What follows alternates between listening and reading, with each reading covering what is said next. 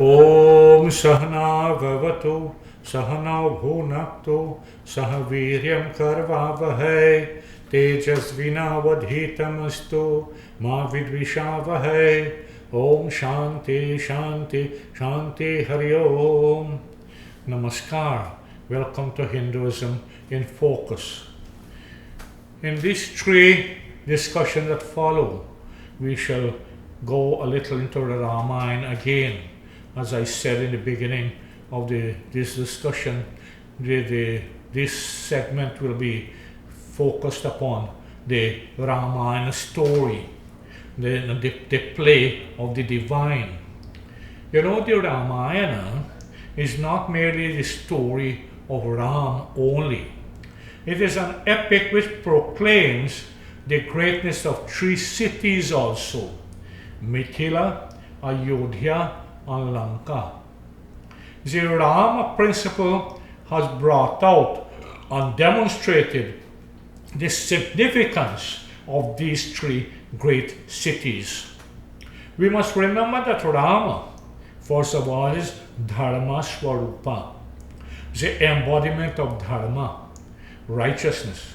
Lakshmana is the embodiment of Shraddha, that is, dedicated to and faith in Dharma.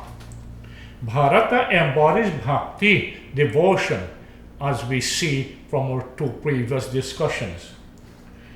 And Shatrughna personifies Shakti, power, valor.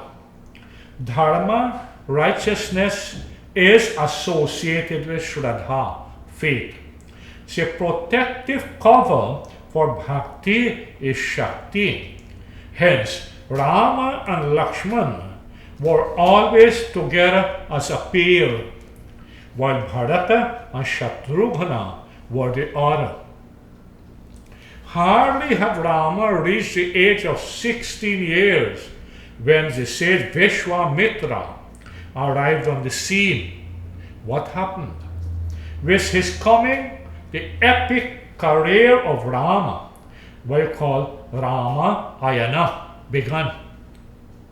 From then on, the destruction of evildoers, called them the Rakshasas, began.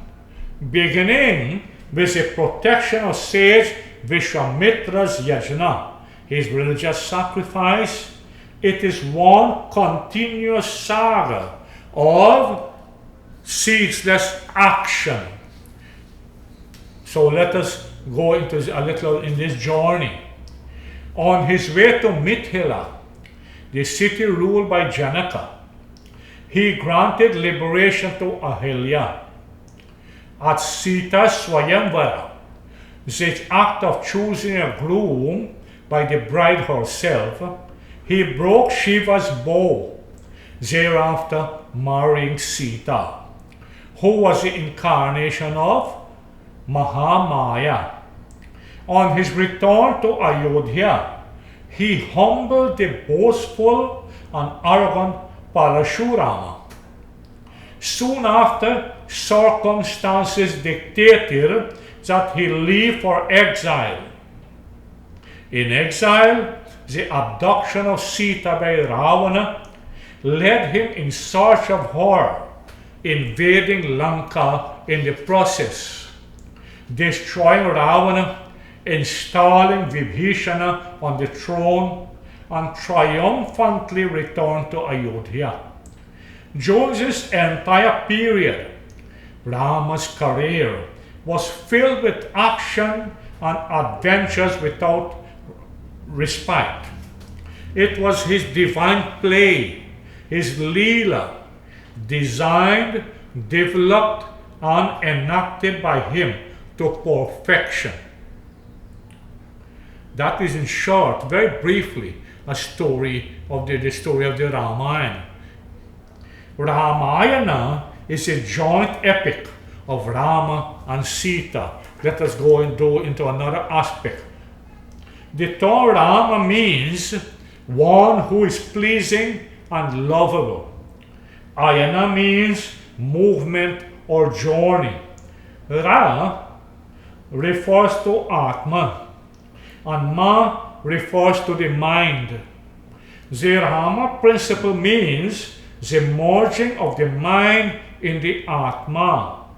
Ramayana means suffusing the world with the bliss of the Rama principle, the living and moving along the path of Dharma. But it is not Sri Rama alone that is involved in this process. Sita played an equally important role. The Ramayana is thus a joint epic of Rama and Sita, or Sita Rama Ramayana. Rarely in the world do we see married couples who are identical, man and wife, in their physical features, their qualities, behavior, thoughts, and capacities. But in the case of Rama and Sita, what do we find? The similarity was complete in every respect. There were no differences in features, qualities, or other aspects. The role of the three cities referred to in the beginning in the Ramayana, let us look at them. Let us take a look at the role of Mithila, Ayodhya, and Lanka. The inner significance of the Sita Rama story will be clear when we consider the role of these cities in the Ramayana. First comes Mithila. Emperor Janaka was a ruler. He was a Brahmagyani, that is, one who possessed knowledge of the absolute truth, the supreme absolute, a God-realized soul. Janak had renounced everything, like water on a lotus leaf. He was completely detached, with no hankering for worldly things. He lived in the world, but the world was not in him. He performed selfless action for the maintenance of the world order. Such was his greatness that Sri Krishna Bhagavan made reference to him in the Bhagavad Gita, chapter 3, verse 20. Karma naiva hi samsiddhim astita janakadayaha loka sangraham evapi sampashyan kartum arhasi. It is through action alone, Bhagavan Krishna says, without attachment, that Janaka and other wise men reach perfection. Having in view the maintenance of the world order, you too should perform action, like Janaka and others. So, having no children of his own, he brought up with great love a foundling Sita. The story of how he came to found Sita is well known. There were two powerful entities in his kingdom, Shiva's bow and Sita. Once playfully, Sita lifted the giant bow of Shiva with astonishing ease. Struck by this feat, Janaka decided that Sita should be given in marriage only to the person who could handle Shiva's bow and becoming worthy of her hand. With this resolve, he invited Princess for Sita's Swayamvara. According to the preordained divine plan, Rama also arrived and lifted the bow as lightly as Sita had done. Janaka then realized that Sita and Ram were well matched in every respect: beauty, character, and strength. Sita was no ordinary lady. She was the embodiment of Mahamaya, as I said before. The other city, Ayodhya. Ayodhya means invincible, unconquerable. Its ruler was Dashratha, a wise and righteous person. The Ramayana speaks of him Avadpuri Raghukula Mani Ravu, Veda Vidita Tehi Dashrata Navu. Dashrata was a jewel of the Raghu dynasty and the king of Ayodhya city. His name was taken from the pages of the Vedas. Dashrath is depicted as a practitioner of Vedic ideas, having been brought up in accordance with Vaidic ethics. The word Dashratha literally means 10 chariots. Dashrath means he who was made his 10 indriyas, his sense organs, that is the 5 organs of action and the 5 organs of perception, his chariot, his body, his vehicle of life. The 5 organs of action are the ears, the eyes, nostrils, tongues, and skin, and so on. So these senses are related to 3 gunas or qualities: Sattvic guna, Rajasic guna, and Tamasic guna.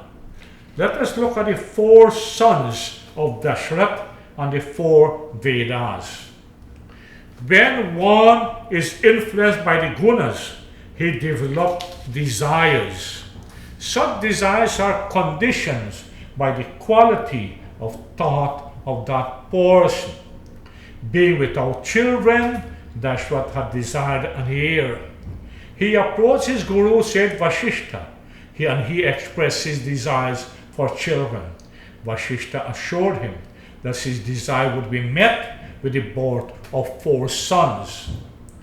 Of Rama it is written, Shruti Pata Palaka Dharma Dhurandhara Gunatita Arubhoga Purandara.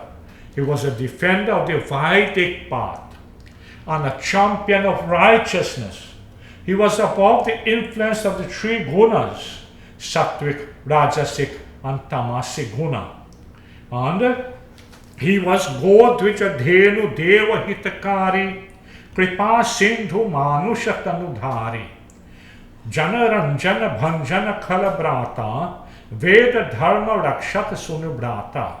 In the Sundarkanda Ramayana is written, Ram was an ocean of compassion. He assumed the human form for the good of all.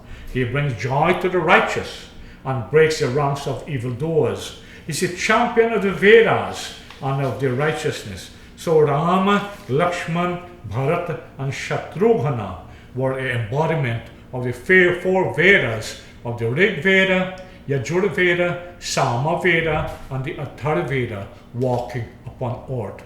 May the inspiration of Rama and the Vedic ideas embodied in the 4 brothers and son of the righteous Dashrath inspire us to noble thoughts and ideals. Om Shanti, Shanti, Shanti, Hari Om.